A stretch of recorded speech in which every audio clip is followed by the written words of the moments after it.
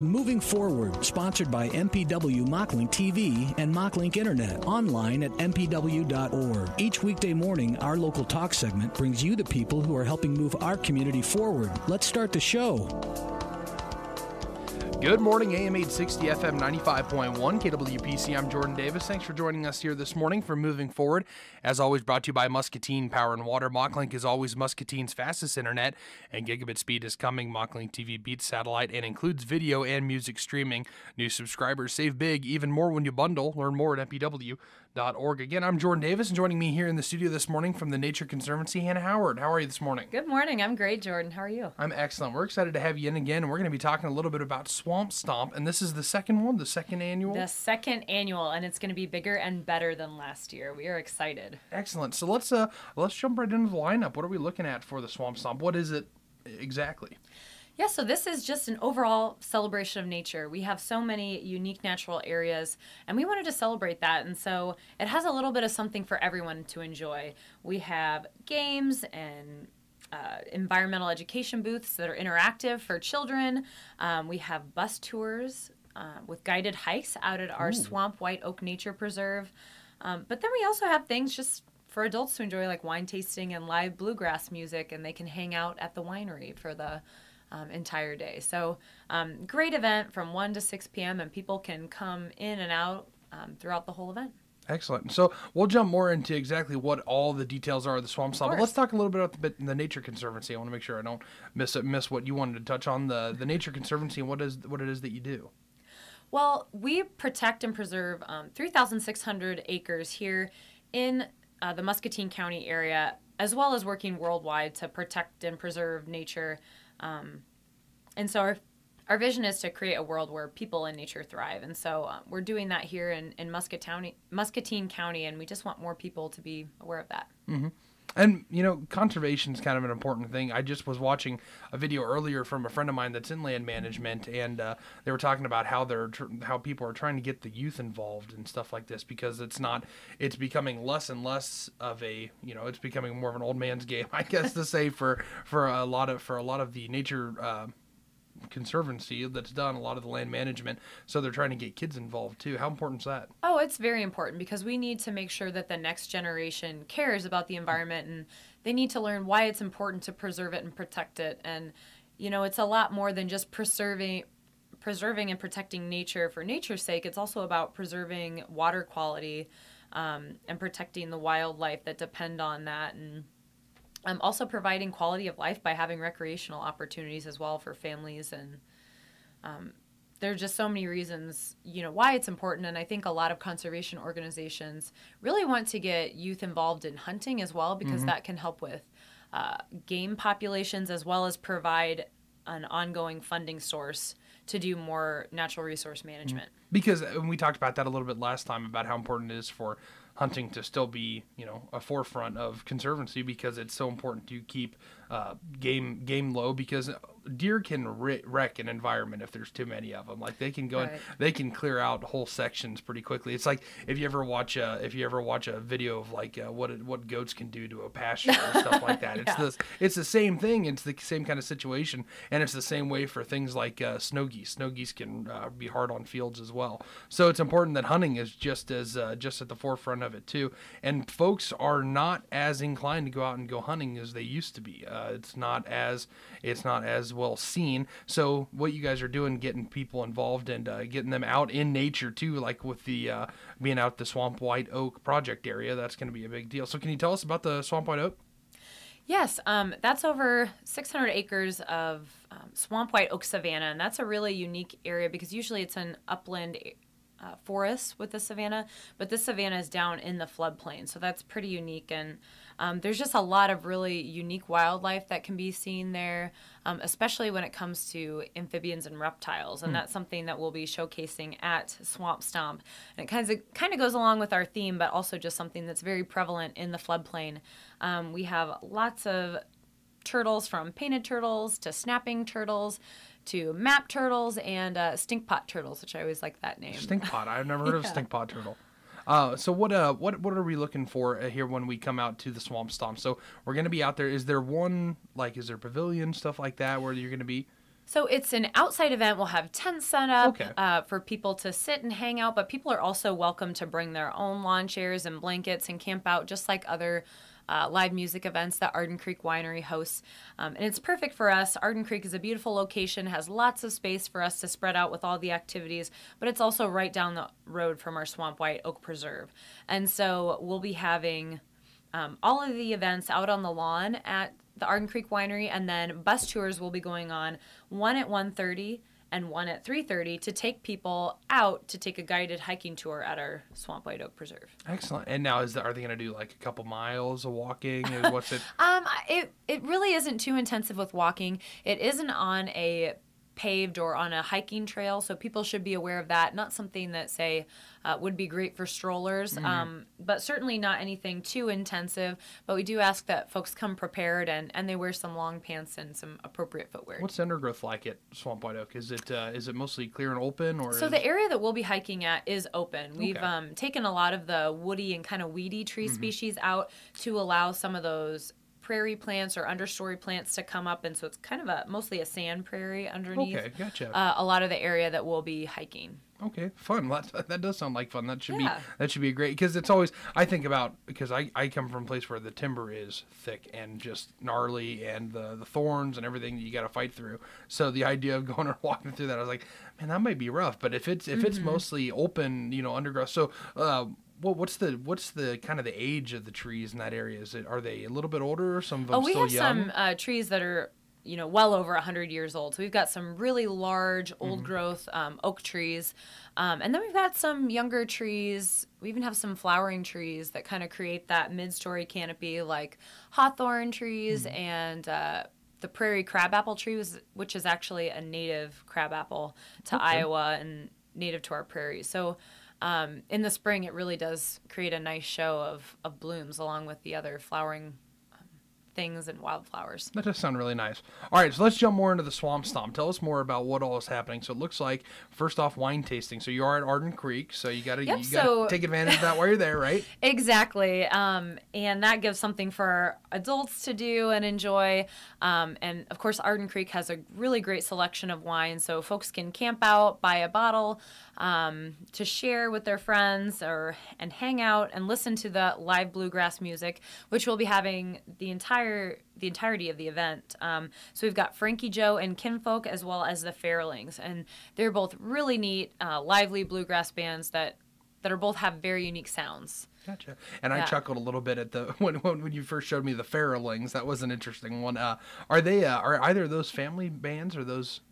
They are local Iowa bands. I don't believe they're family bands. The Fairlings are from Iowa City. Okay, so not far from here. So we'll may even have folks that know exactly who they are when they come out. Really, with Swamp Stomp, we try to keep everything pretty local, from using a local vendor to do the food, as well as the tent rentals, the music. So it's all of our money is kind of staying here locally. That's excellent. Yeah. So environmental education booths, what are those going to look like? Yeah, so we have a series of partners, from Muscatine County Conservation to other natural resource groups that are going to come and have some fun hands-on events or interactive events for kids to learn more about nature and give them something to do. We'll also have some face painting, which is always fun, and that'll be free for the kids, as well as some yard games as well. Oh, that'll be a lot of fun. Getting the kids out there just out in the wilderness, just to kind of see it just a little bit, even if they're doing whatever, face painting, anything like that. Getting them out there and getting them involved. Right, and it just gives a little bit of something for everyone. So if people, maybe they have really young kids and strollers, so they can't take them out to the Swamp White Oak Preserve on the tour. They can just hang out, and we had quite a few young kids out at Arden Creek last year. And in fact, we had over 350 people last year, so we really do want to make it bigger and better and welcome the whole community to come. Excellent. And it looks like there's dinner, barbecue food? There will be food for purchase, so from Rick's Ribs, and it's very tasty. We're going to have pulled pork sandwiches, as well as smoked chicken, and then some sides as well. Yum, that sounds like a lot of fun. I'm kind of looking forward to this event. Now, can we remind us one more time when it is? Sunday, October 7th? 7th from 1 to 6 p.m. And folks are welcome to pop in at any time or stay for the entirety of the event. Okay, that sounds like it's going to be a whole lot of fun. Plus, you can't really miss out on going out and getting to see that Swamp White Oak Preserve, because you never really get to. You got to get out and get involved in being in nature, because you get stuck in the city life here. Even calling that here in Muscatine the city life, even though we live, sounds a little odd. It does, but it is. It's true. There's a big difference from living here in town to being out somewhere where you can get out and be in nature all the time. There's a big difference in those two kind of living. So getting out and being able to do this, and thank you to you guys for putting on an event like this, so folks can, and especially the youth, can get a little bit more involved. So anything more on Swamp Stomp folks ought to know? We just hope they come and tell their friends. Excellent. So you mentioned you might actually have a couple more events that are going to be coming up. Yeah, we do. We're always busy. And when I talked to you last, we were gearing up for the Master Conservationist program, and that's up and running. But we also have a few other events that are going to be happening that people still have a chance to get involved with. And that's the Women, Land, and Legacy listening session. So I talked a little bit with you about that last time, and that's Monday, September 10th. And what it is a chance for women in agriculture, whether they be women landowners, producers, or just women in ag, whether it be retailers, anything, to get together and share, connect, and grow. And so we have two opportunities for women to get involved, one in the late afternoon from 2 to 4 and one in the evening from 6:30 to 8:30. So it can accommodate everybody's busy schedules.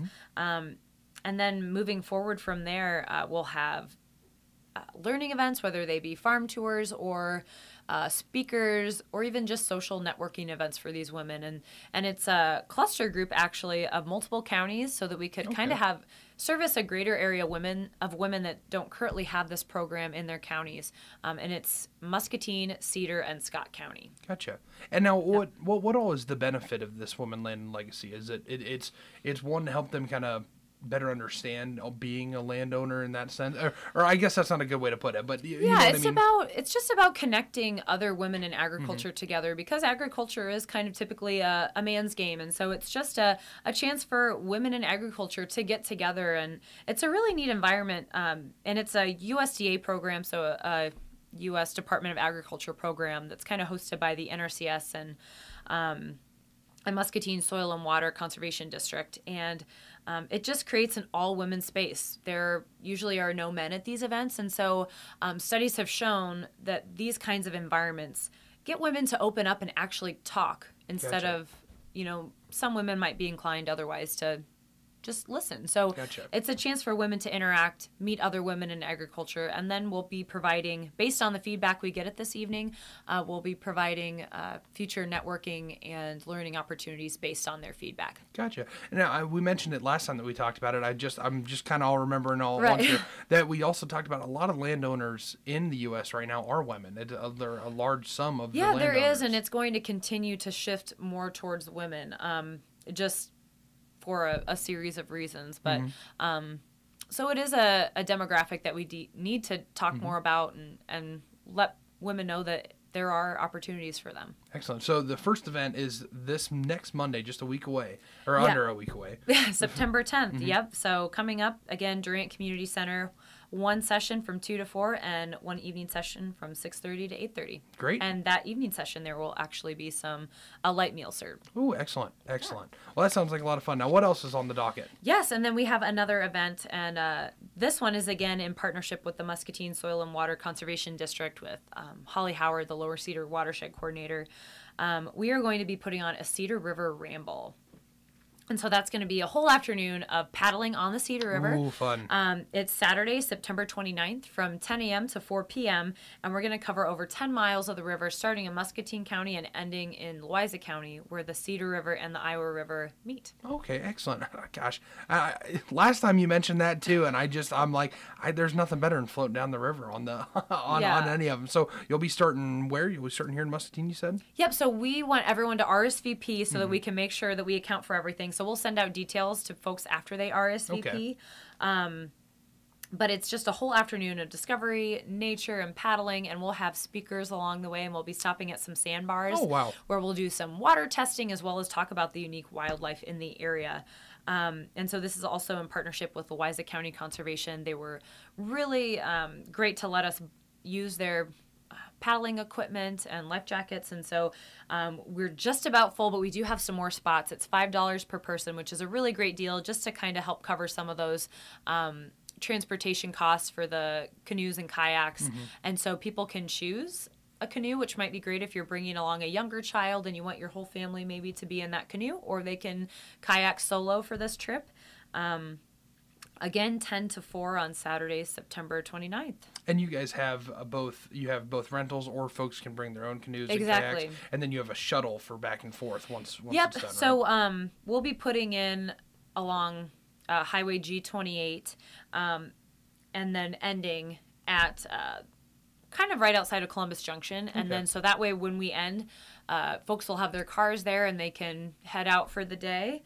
And it really is going to be a lot of fun, and I consider myself pretty fortunate to be able to be a part of a lot of these really neat events that just keep people connected to each other, but also connected to the really great natural resources that we have in this area. Absolutely, and we do. We have a beautiful area, especially here in Muscatine. It's really cool. I went out to I've been out to Deep Lake Parks a couple of times since I found out exactly where it was and what it was after I finally got moved over here. And it's a really neat. It's really neat to get out there and just see some of the different, because that's not something I'm used to. A quarry fishing spot. And there's really a lot of neat waterfowl that hang out in the area, and there's just so many great ways to enjoy it, whether it be biking or walking on the new trail, to kayaking, or even bringing your fishing boat. And I know that's an area that my family and I really love to enjoy. Absolutely. And I when I first moved here to Muscatine, I would walk out of the apartment over in the downtown. I'd walk out of my apartment, I'd come out, and there'd be ducks flying over on my way to my car. I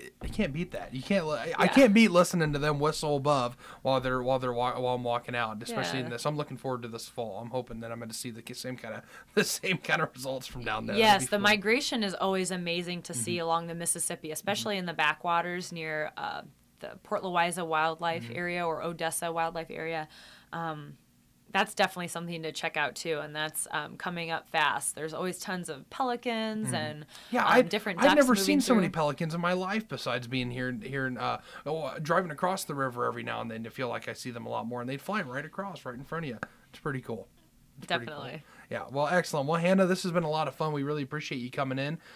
So one more time, folks, get out to the Swamp Stomp Sunday, October 7th from 1 to 6, right? Yep, and there will be door prizes. Ooh, excellent. Now, can you go into any detail about the door prizes? Or are they I don't know. They're pretty top secret. They're pretty top secret. We'll be having some shirts, some bags, all kinds of fun stuff like hats.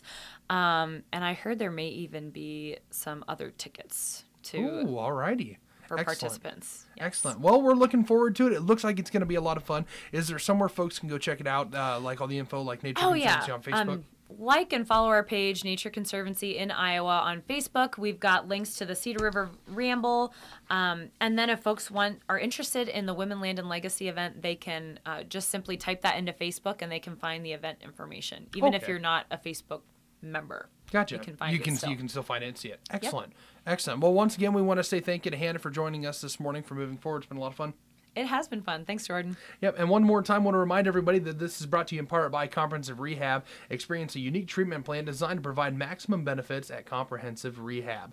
Also brought to you by Muscatine Power and Water. They're our sponsor here for Moving Forward. Mocklink Internet and TV are the best value in entertainment and connectivity, and getting better with world-class fiber. Subscribe now and you'll get fiber when it comes to your neighborhood. Learn more at mpw.org. I'm Jordan Davis. This has been Moving Forward here on AM 860 and FM 95.1 KWPC and the voice of Muscatine.com.